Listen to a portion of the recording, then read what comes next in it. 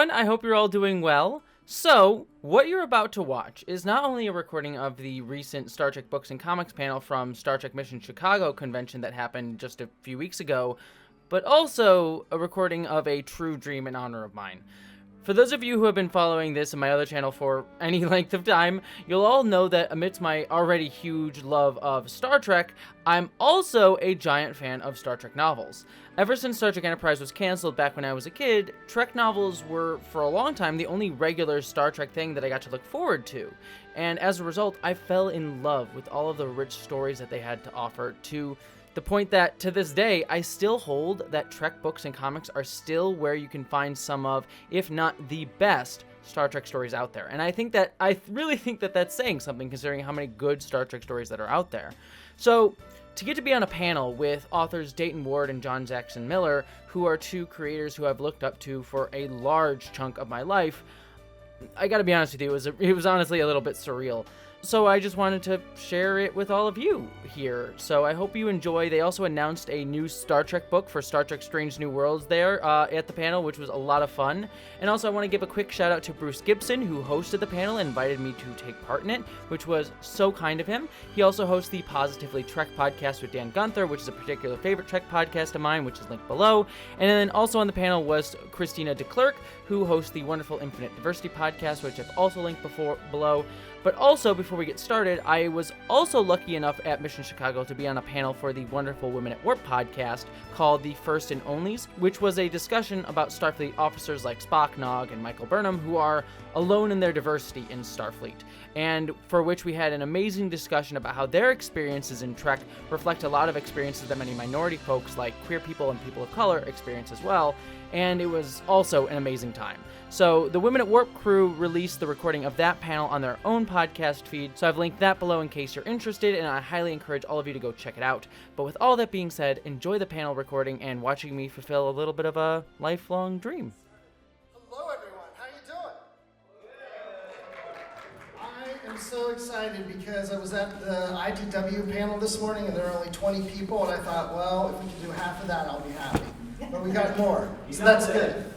What's that? You doubled it. I doubled it, even maybe more than doubled it, right? So, welcome everyone to Trek Beyond the Screen. They told me to come up with an exciting title, and I thought that was exciting. So, we're going to talk about Star Trek books and comics, which is some of my favorite things about Star Trek. And I'm Bruce Gibson. I'm on Positively Trek podcast, where we cover books. So I do that with Dan Gunther. I've also co-hosted Literary Treks, and I still appear there because they can't get rid of me. And as you can tell, I love books. So let's work down and introduce yourself and tell us a little bit about yourself, and if you've published or written anything. So I am Jessie Earl. Many people may know me as Jessie Gender on the YouTubes. I am technically a Trek author because I've written for Modifius, which is the Star Trek Adventures tabletop RPG. I wrote the characters for Discovery crew members and such on that, and then I've done unofficial Star Trek stuff on my YouTube page where I write about LGBTQ issues, social issues in Star Trek. But mainly my job here is to be a fan of all of these people's works and to be like, oh my gosh, you write Star Trek stuff, that's so cool. And that's my job. So. All right, well, hi, I'm Chrissy Twixalagi. I haven't really published anything Trek-wise, although, I'm an historian by trade, Trekkie by heart, and so on the podcasts that I do, one is Infinite Diversity, we talk about New Trek. The other podcast I do is History with the Zalagis, and the 2 episodes this week were Trek-related, so there's that. So I've written about Trek in that way. But nothing else, Trek-wise. Anyway, this is exciting.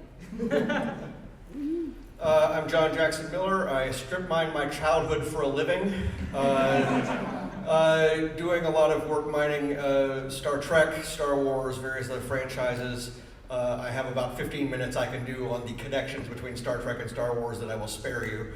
But you can catch me at the table. And we need to mention that before we're over where we're all at, but probably at the end here. I have most recently, in addition to this novels for, I did a Enterprise War novel for Discovery, the Georgiou novel, Die Standing for Discovery. Most recent Star Trek book out is Star Trek Picard Rogue Elements. That's Rios's, how Rios got the La Sirena. Most recent novel out, I can mention this at least, but the Star Trek Kenobi novel just got reprinted on Tuesday, so it's weird that the first place I have this is here. Heresy. Oh no, there is no conflict. Infinite diversity and infinite combinations, this all works. Hi, my name is Dayton Ward, and first of all, it's nice to see people again. So, I see so many familiar faces from cons near and far right here. So I write a lot of Star Trek, probably more than is considered healthy. I'm also a consultant to Paramount's global franchise arm, working with the consumer products group. And to a much lesser extent, I do occasionally provide insight or questions or answers to questions asked by members of the different writing staffs on the different shows. My most recent infliction upon you all, the written word, is the first book in the Coda trilogy, which sort of brings the curtain down on the interconnected literary universe that we had created over a period of many years. Reactions vary. We'll see. I'm sure we'll talk about it at least once before it's over. Was it a curtain or a guillotine? What's the difference? It's a guillotine with a bow on it.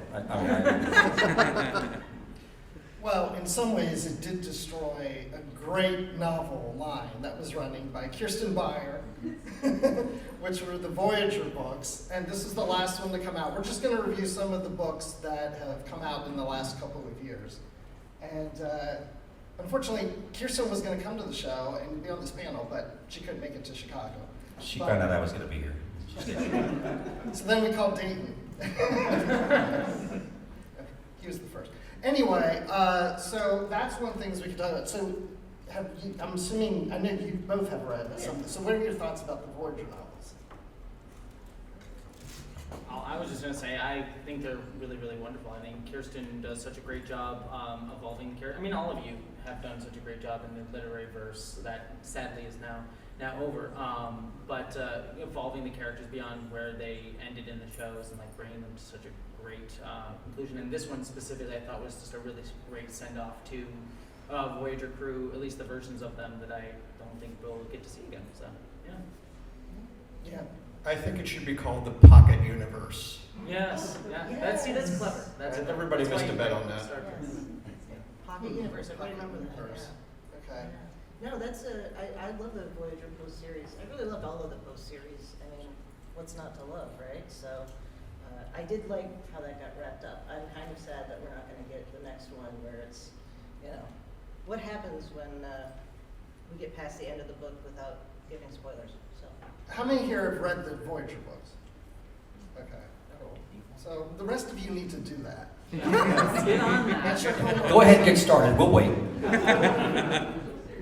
But if you haven't read those books, maybe you read some of the TOS books that have come out the last few years here. And also to add to this, if you look at the two on the far right, those were Kelvin Timeline books, which originally were supposed to come out a decade ago, and then finally got released now. So we've got both one universe and the other in these books. And Dayton has one of the books in here too.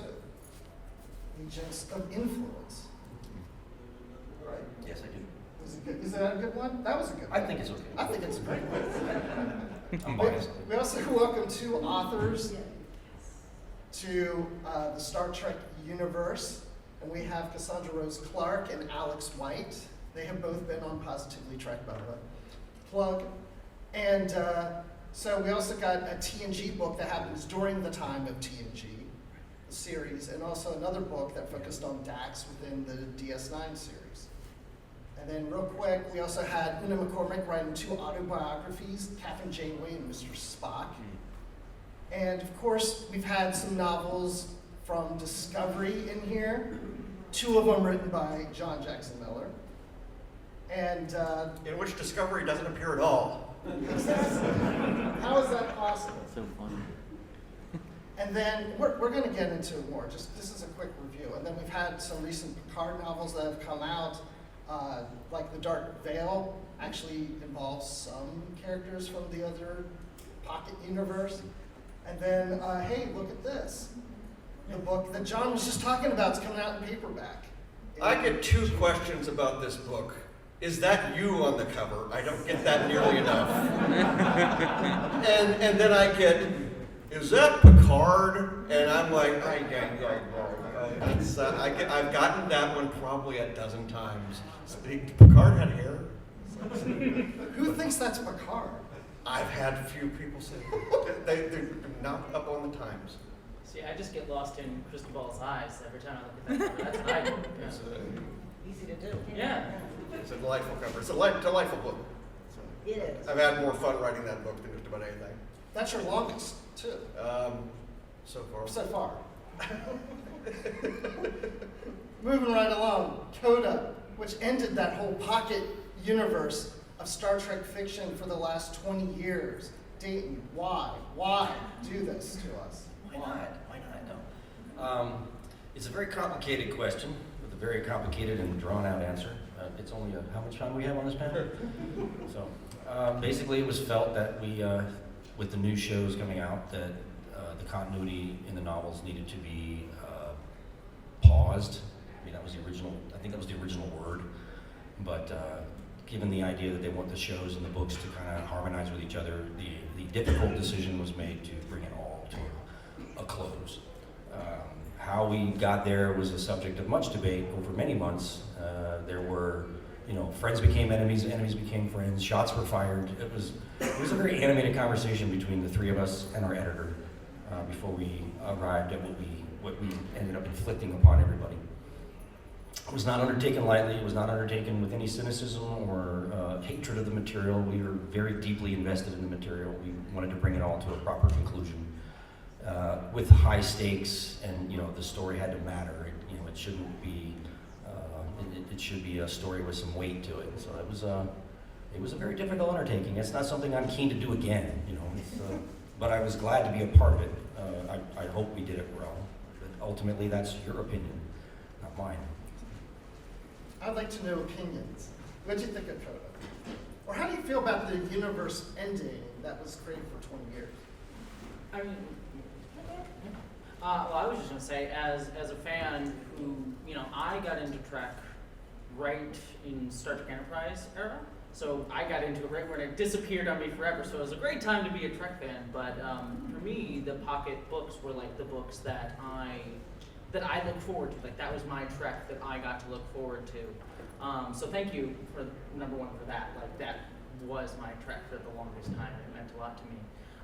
And so, like, to get to Coda, I was crying and I was angry and also, like, very appreciative of the ability to have this ending, as many Star Wars, you spoke about it in your prologue, as many Star Wars fans know, that universe got wiped away when Disney bought it. And so, I feel seen. Yeah, it was hard to see that. And so this is the very least, like, I felt like I got conclusion with these books, and it was not always my favorite thing.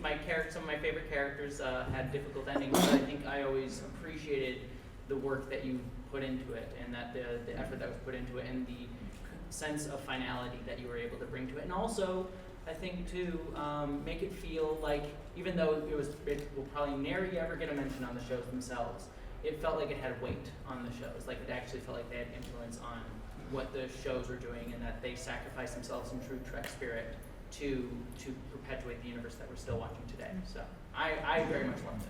Thank you very much. The thing that Star Trek has that Star Wars didn't, because I wrote the novel that rebooted Star Wars canon more or less, called A New Dawn.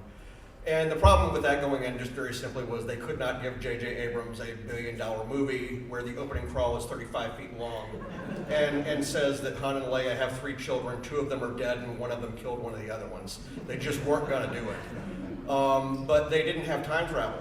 They didn't have alternate dimensions. They didn't have anything else. And so, Star Trek has it, and Star Trek also has a tradition of doing finale episodes. Not started at the beginning, but later on. And so it made sense that they were able to do this. I mean, I'm a fan of the books going back to the 70s. I mean, that's how far back I go. I just dated myself, I'm sorry. So, I mean, when Pocket got the license, I was there day one. You know, from the motion picture novelization up to the latest release, I have bought them all. So, I had no dreams about contributing to this universe when I started writing, years ago, more than I care to say out loud. But so to be in a position where we can help bring part of it to what we hope was a proper conclusion was quite daunting. So yeah. These were, post-series stuff was very important in those years that we didn't have the stories coming on television. And I'll echo, I do appreciate that it got brought to a conclusion as opposed to being forgotten, And I think there's going to be little bits and pieces that people pick up on. The showrunners right now are very attentive to that, and I'm appreciative of that. There's, in fact, if you go to, has anybody seen the Strange New Worlds exhibit that we have? So pay attention to the signage that is on the outside and the inside. You'll notice that a few characters have first names that they did not have before, and they are both pulled from the novels, including one very deep cut, which I was actually surprised. I didn't know that was coming. Go ahead. I would say my favorite's Una, named after the wonderful Una McCormick, who I adore. That was our tribute to Una, because we're all fans and admirers. The books matter. Mm-hmm. I'm telling you, because it builds this rich universe that the creators of the TV show can dive into and pull some things out, whether they give the authors credit or not. It happens, right? So there's things that I see in the new series that I go, wait, that reminds me of this book. Hey, that came from that novel. This came from a novel from the 1970s. I mean, it's all in there. It's just this rich Star Trek universe. Whether it's canon or not, whether it fits in the continuity or not, doesn't really matter. It's just great storytelling. And I didn't mind that the Coda universe exploded and everything else. Spoilers. Because that's what it is. It's the Coda, I mean, I'm not giving anything really away by saying that, because we know that there's an end to it, is what I'm trying to get at. But it doesn't matter, because the Star Trek universe continues on. The stories continue on. And what happened in that timeline still exists. Those books are still there to read today. I'm very passionate about this. I can tell right now, so we should probably move on. I mean, I'll echo the statement, and I'm not saying this just because I'm on a panel with people who have written these books, but legitimately, I've made the argument that I think the best Star Trek stories are in the novels. I think you are able to have more time to really flesh out the characters and delve into them. And this is not an insult on any of the shows, because I love the shows to death, obviously, but I really I think some of the best storytelling in the Trek universe is in the novels, whether it be all the way back to the novels in the 70s and get Spock Must Die and the insanity that is that stuff, so you can get the crazy weirdness, or you can get some really just storytelling that you didn't necessarily get to get in more episodic television like TNG. You get to see characters like Worf and Picard and all of these characters grow, and then also new characters like Teresa Chen, who I adore, and everyone. So there's some great stuff, I think, in the novels. Well, and also, when you think of the TOS novels, they're not creating a continuity. All the books don't follow one another. And in a lot of ways, we're going back to that with DS9, probably with Voyager eventually. We've had that, of course, with TNG, which we saw on a previous slide. So it's kind of nice to go back to those days where maybe if you weren't following all those books in that continuity, you can now go into a new TNG book. I know that takes place during the series, and you didn't have to read a bunch of other stuff to get it. Although, if you read something that is part of that continuity, the authors do a good job of summarizing and catching you up. You don't have to read everything to understand what's going on. I've done that even in Star Wars. That's huge in itself, but the novels catch you up on that. So I'm in love. So I love the books. So, anybody here haven't read Coda trilogy? So, okay, good. We have about half.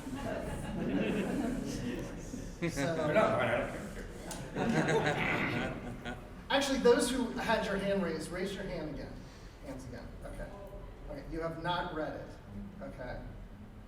Dayton, why don't you ask some kind of obscure Star Trek trivia question and give away this trilogy of books to those who have their hands raised? Oh, yeah. Okay, fine. And you have to raise your hand to answer questions. Just don't shout. Yeah, don't shout the answer. Let's just see what happens. All right, so off the cuff. All right. And this will be appropriate because we're screening it today. So Star Trek: The Motion Picture, there is exactly one prop that they brought over from the original show. We're going to hazard he might know the answer. Go. The medical tool that Dr. Chapel is using in the sick bay. That is incorrect. In the back there. It's Uhura's original Bluetooth headset. That is the winner right there. Come on, raise your hands. Get these books. Get it at the end. You can get the Coda. You can come get them at Get it at the end. Yeah. We're out of time. Did I phrase the question? Maybe that's what caused the confusion. It's the original prop, not a recreation. They actually went into a box and pulled her old earpiece out because when she sat down for the first day of filming on the set, she started doing this. Where's my earpiece? And everybody went, what the hell are you talking about? So yeah, they really went into a box and found an old earpiece and stuck it in her ear. Is your answer really right? Because you said Bluetooth? They didn't have Bluetooth. It had to be Bluetooth, right? It was wireless. It's totally cool. So question for both of you that I'm always curious about. How do you go, I mean, with something like Coda, you kind of had a mandate from the beginning, like you want to end out the trilogy, but when you're thinking of an idea for a book, what's that process like? How do you come up with the concept? How do you pitch it to Pocket Books or whoever, Simon & Schuster? Like, what's the process going into that? I check my bank balance and see what I'm going to do. I mean, not to make light of it, but it varies. There is no one answer to the question, and it depends on a number of factors. It could be as simple as I get a phone call from an editor and saying, I need a TOS novel for 2020. Or we're doing a trilogy and we want you to write one of the books. Or I, on occasion, will just pitch an idea. I've got this great idea for a next generation novel and I'd like to pitch it. That's my situation because I've been doing it for a while. If you're starting out, and even in the case of folks like Alex White and Cassandra Rose Clark, they had to submit a proposal for the novel. And I'm not exactly sure how they were, I don't know if they were approached or if they approached Gallery Books. I honestly don't know. So they wrote a more detailed proposal, 10 or 12 pages, and then it got vetted by the editor, and then it was approved by the licensing office at Paramount. And then they were given the green light to write the manuscript. That's generally how the process works, but for those of us who've been doing it for a while, it's a little more loose than that. I did an interview with Alex, and I believe that they were approached. So that's Okay. I want to say that's, I believe you're right. I think another win that we've had in recent years is not only do we get these books, but we've also been getting them as audiobooks, which we hadn't been getting for a while. And I used to hear that all the time. When are we going to get audiobooks? Like I would know. I don't run the show. But do you ever work with the readers of the audiobooks? Not with the readers, but with the producers. Karen Perlman, I'm constantly sending her pronunciation lists of everything. When I did the Prey trilogy, I worked with Felix Malman back with the Klingon. He teaches Klingon in Sweden. And so he sent an audio file, which was the pronunciations of everything, sort of like a Berlitz audio tape of well, you don't use it as it's said in the show because it's incorrect. Orion. But yeah,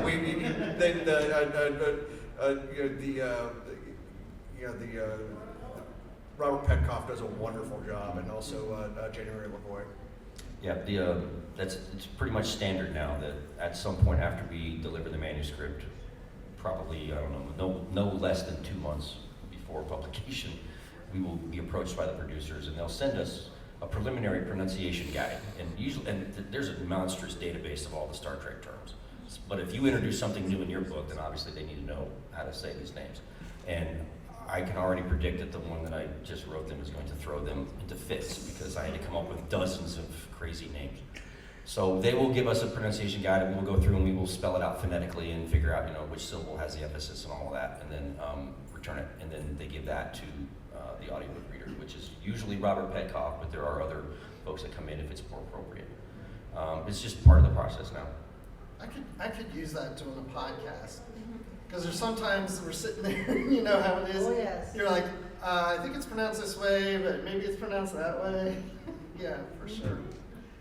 Well, not only that, audio dramas, that was introduced to Star Trek recently. We haven't had any of these in quite a while. So this was based on Star Trek Picard, No Man's Land, featuring Raffi and Seven of Nine. And this takes place between season 1 and season 2 of the series. And it's written by Kirsten Beyer and Mike Johnson. And the lovely thing about this is that if you listen to this, well, if you haven't watched season 2, it's too late, but, or if you have watched season 2, it's too late. But it was great because when I listened to this, it came out right before season 2, and it just felt like it fit right into flowing in that season, because it really examines the relationship between these two characters and the adventure that takes place in this. Did you guys get to listen to it? Or? I did. As a queer Star Trek fan, the first 10 minutes, which is just Seven and Raffi on a date, made me very, very pleased. My poor shipper heart was just was exploding with joy that day. But yeah, no, I think it was really wonderful. You know, it brought me back to. I think honestly, Star Trek should do more audio dramas, in my opinion. If I may poke the bear on that one, because you look at something like Big Finish over in Doctor Who. And they bring back so many of the actors to do parts for that, and they're able to do things with these actors that are no longer able to do something on screen for various different reasons, age, time, budget, things like that. I think it's a really, really Somebody wonderful. adopted a turtle. Yes. But yeah, no, I think it's a really great medium. And then I also just love audio dramas as well, as I think they allow the authors to do their own things, but then also have a little bit more have actors involved as well, but also still interpretive with the audience. Like, I will evangelize audio dramas to the day I die, because it is such a collaborative medium, not only on the back end, which is what television is, like you present everything to the audience, but then the audience with audio dramas gets to add their own imagination into the audio as well. And it's honestly, I think, one of my favorite mediums generally, which is why books also do the same sort of thing, allows you to put your imagination into it as well. So. Absolutely, yeah. Yeah, I'm actually kind of surprised that as podcasts are becoming more popular, that we're not seeing more of a resurgence of that. Maybe that's coming. Yeah, I hope so. Yeah. Big Finish figured it out. Let's steal from Doctor Who. Let's do it. Yeah, those of you who haven't purchased this, please do, so we can get more. Because there's a certain, there's a production quality to this. It's not just actors reading. I mean, it does have a lot of sound effects. The whole atmosphere is created. You can close your eyes and almost picture that it's on the screen. You're just not seeing it on the screen, you're just hearing it. And all those sounds just kind of inform your senses as to what's going on. And it's really great. I mean, it doesn't replace the novels. These guys write, but hey, It's a compliment. It's a compliment. that Add is- sound effects to your books, Dana. I do it all the time when I read. And we have here live with, oh, well, they're not live. It's here are the two authors, Kirsten Beyer and Mike Johnson. Hi, I'm Kirsten Beyer, co-creator, writer, and producer of the television series Star Trek Picard. And I'm Mike Johnson, longtime Star Trek comics author.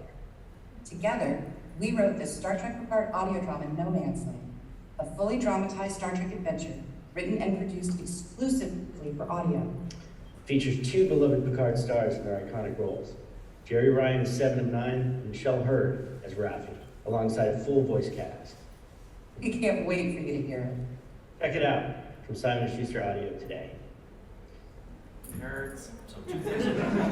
So two things about that video. That actually is Mike Johnson's living room. And Kirsten has not read any of those books behind her. One other thing that I just want to add too, because I mentioned being queer, and I'm just looking at this book, and I just want to say it because it doesn't often get said. One of the other things that I really love about novels is it allows things to be made more explicit and drawn out that weren't necessarily done on the show. For those of you who don't know, I'm trans, and Alex White, who wrote this, is non-binary, and wrote about Jessie, who is a character that I know many LGBTQ people in general, but especially trans people, resonated with for a trans reading of.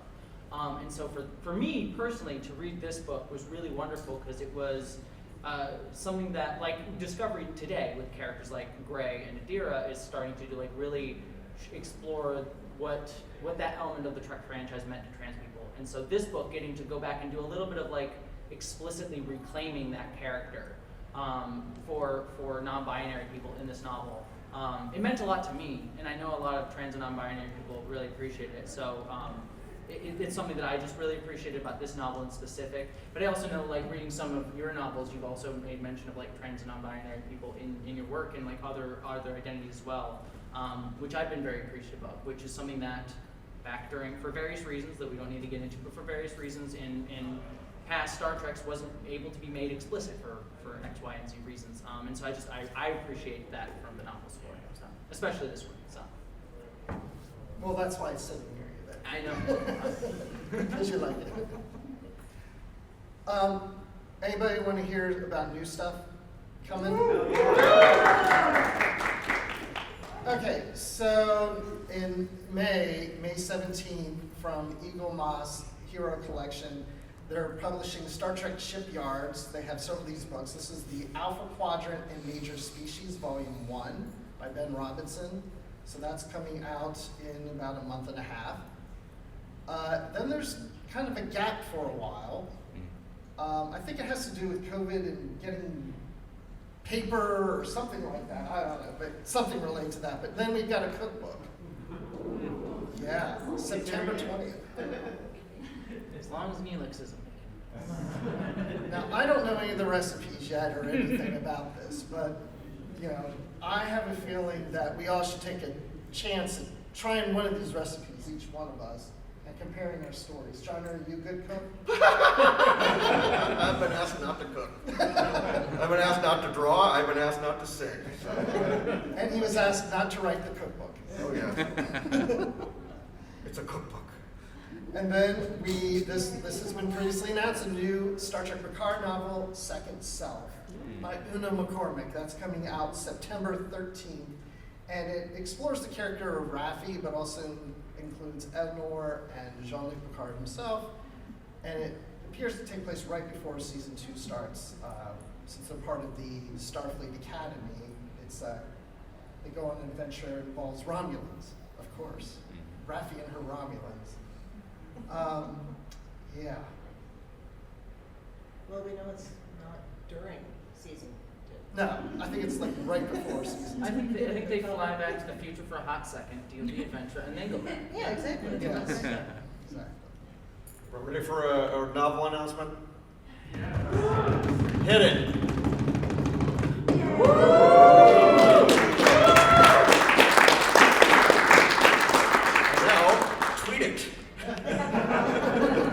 He's had this tweet composed for like an hour. I was wondering what that was. Tweet all. Oh, you misspelled. Oh, sorry. Too late. So, yeah. Pike on a horse. Is that enough? I was literally That's you know, my first Trek novel. I realized that was the Takedown book. I realized it was a naval yarn where they never set foot on a planet the entire time.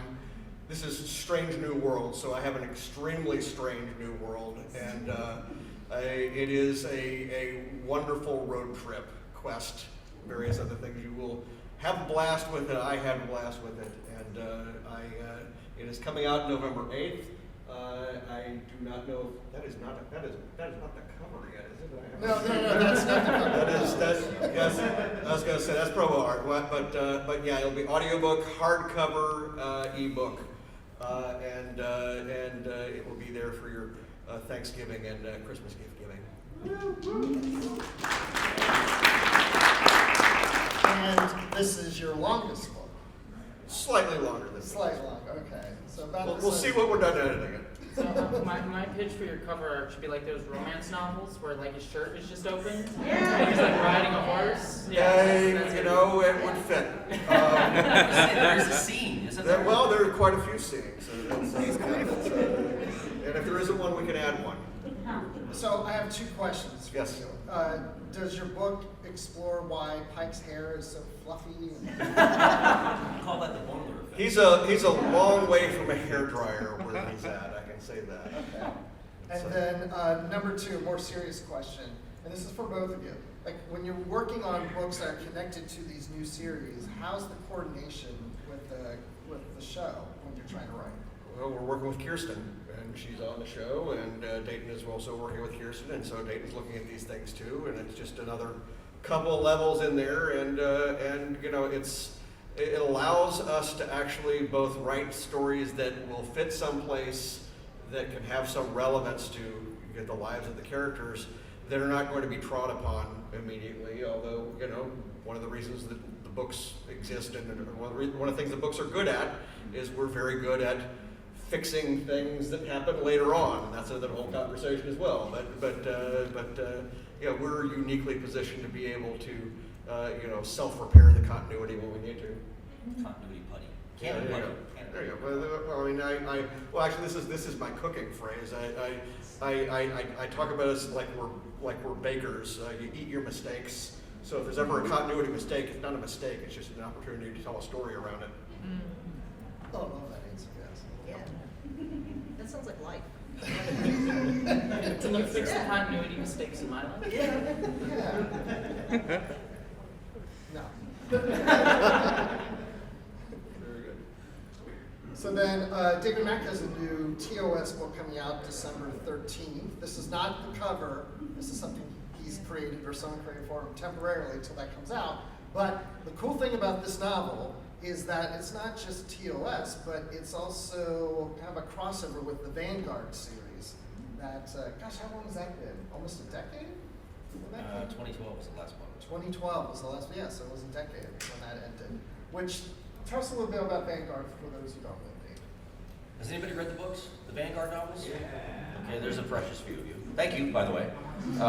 For those of you who have not, it is a series that takes place at the same time as the events of the original series. It's set on a space station in a distant part of, it's like the edge of the Federation space, in an area that's contested by the Federation, the Klingons, and the Tholian Assembly. And so Starfleet happens upon a secret thing from an ancient civilization that is believed long dead, and they believe that they have to protect this information at all costs.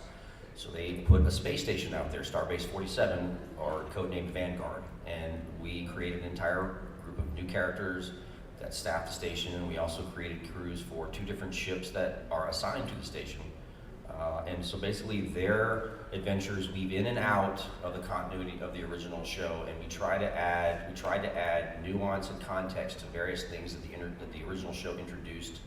And so when you read the books, our goal is that you come away with a new appreciation for certain episodes and certain events, and also how those events informed our storyline, because we're all big original series fans, so we worked very hard to honor the continuity of the original show.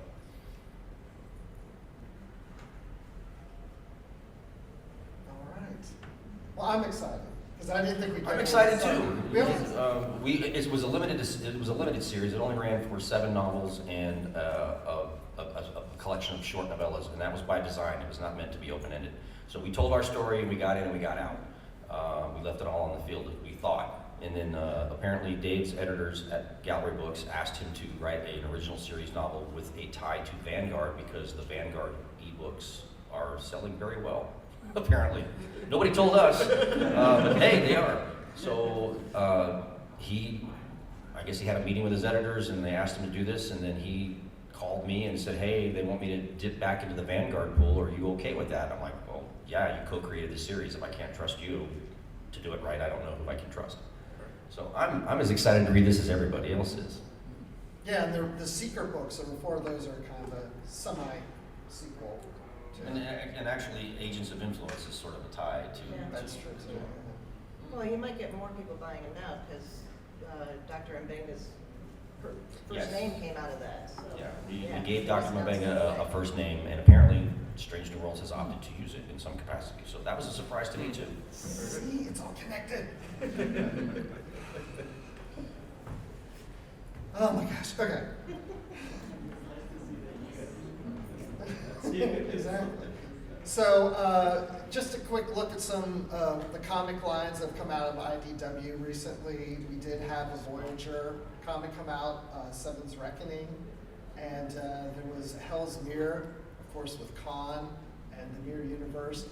With Picard, there was a countdown comic leading into the series premiere, and we have a new line called The Adventures of the 32nd Century and Discovery. The first one focuses on Grudge, the cat. And honestly, I was like, I'm not gonna like this one, but I love this one. Did you guys read that one? Or you haven't read that one? I have. It's a lot of fun. It's It's great getting to see things from a cat's point of view because they are our rulers, and as Yes. such we should support them. And then there was a Deep Space Nine line, a short line called Too Long a Sacrifice featuring Odo. Wonderful, wonderful. Look at that, they're shaking their heads, yes. Yes. What'd you like about that one? It's Deep Space Nine. Exactly. I mean, I can't really say more than that, you know, good mystery and, Yeah, mystery. That's Yeah. that's the important piece of that. And then Year 5, Star Trek Year 5, taking place TOS in the 5th year of the 5-year mission. I picked this one because this is from the collection Omnibus with Gary Seven because very big instrumental role in that comic. And then just this week we have issue 5 of Mirror War. So if you like TNG in the Mirror Universe, Scott and David Tipton have been writing those different series. This is a new one that's been coming out. And also issue 2 of The Adventures of the 32nd Century, featuring Adira. So, and then we also have fun with books, like the Kirk Fu Manual. And Dayton, did you see last week's Picard? I'm just curious. I don't know if you saw it. not yet. There was a Kirk Fu move that occurred. Did you in do that? Yeah. Like, Double clutch? double clutch that's going on. So, Maybe they got it for the book, I don't know. what research did you do for this book? Well, as you can tell, it's based on absolutely no form of martial arts whatsoever. I basically pitched this idea to my editor. I was working on another book for Inside Editions. It's The Travel Guide to Vulcan, if anybody has seen that. On sale at the Anderson Books or booth in the. I pitched this idea kind of as a test the waters to see how kind of sense of humor my editor had, and I didn't expect it to get greenlit. But he called my bluff, and so I basically sat down with the original show and I picked out my dozen favorite Kirk moves, including the one where he jumps off the wall and throws himself into the Andorian, which is it defies all known physics. I don't know how that works, but so I pitched it and I broke it down. And if you're familiar with any sort of military hand-to-hand combat manual or martial arts manual, I broke it down, as we used to say, we broke it down Barney style, step by step, how this move is supposed to work in the world of Star Trek. And there's a disclaimer at the front, please do not try any of this, it's ridiculous and you'll get your butt kicked in a real bar fight. But That's why. I had a lot of fun with it, and it's just one of those weird, of course this is my first hardcover Star Trek release, because of course it is, because that's the clown that I am. So. And are we getting a paperback version? I have no idea, but I had a lot of fun with it. It's a great gift humor book for the Star Trek fan in your life. If nothing else, you can hit your opponent with the book. I did actually have William Shatner sign a copy for me, and he just kind of gave me this look for a minute and then passed it on to the next person. He likes to give books. Another fun book that came out recently was the Book of Grudge. I have not read this one yet. Is it any good? It's great, it's good. It's good? Okay. Yeah, I mean, it's just things that graduate might say in various circumstances, so yeah, Again, quick. exactly. If you have a cat, I'm sure you can relate to the Book of Grudge.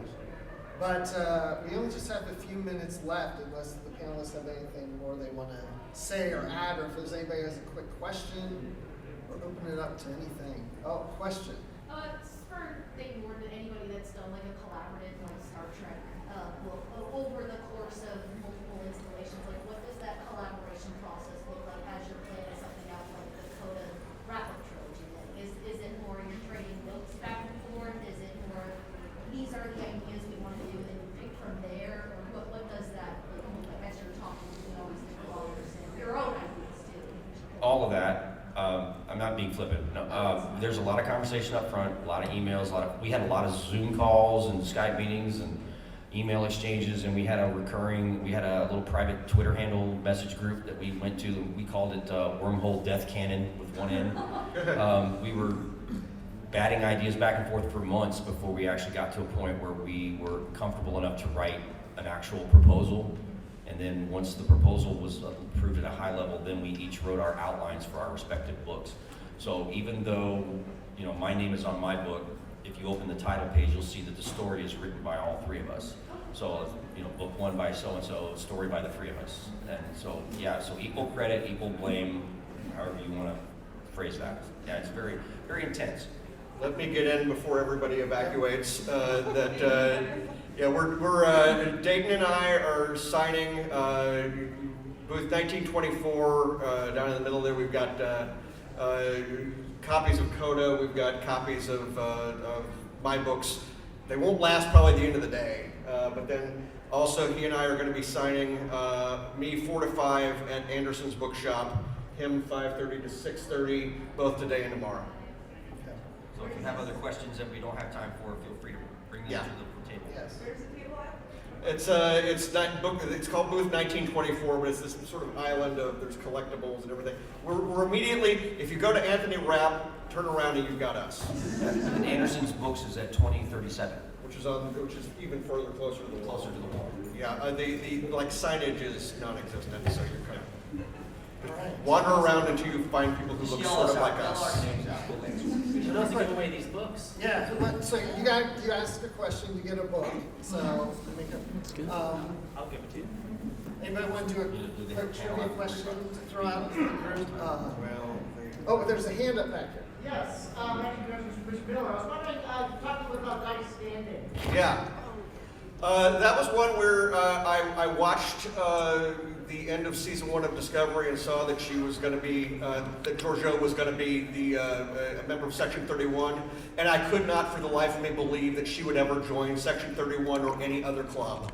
I thought the very first thing that she would do would be to try to recreate her own empire in our universe, and so what I did was I decided I was going to write a novel which was basically devoted to the fact that she had lost more than any person in the history of loss.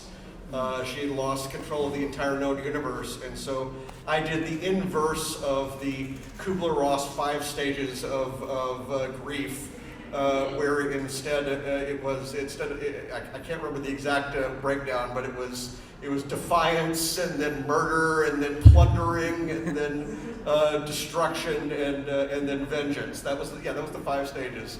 And I basically took her through the steps that I felt were necessary to get her to be willing to play along in our universe. And that is one of the kind of things that I think about when I'm asked to figure out a novel. I was wondering where the idea to go in Finnegan came from, and did the idea of sort of like, you know, the little flashbacks in the two-parter to, I forget his name, but her mysterious compatriot, did that come from you, or did that come from the show? You put that in the Okay, the mysterious, the character from Discovery, that came from, Kirsten provided me with information about what was going on in the show. Finnegan actually came from you guys. They actually suggested there were a couple of characters that could be available that we could use, and when I heard that Finnegan was an option, I said, holy cats, because this was never an actual real character. And what blows me away about that audiobook is that January Lavoie is actually able to nail this character's Irish accent. He's a chaos demon. I love him. He's insane, and he's one of the most favorite characters that I've ever written. He actually quotes a Chumbawamba song, or actually he misquotes it because he doesn't know how to do it. We didn't clear the song anyway. So. That Jimmy boy. Yeah. But good question. Good question. If you want a novel, come up and get one. So, all right, that's about it. Thank you, everyone. Thank you for spending part of your day with us.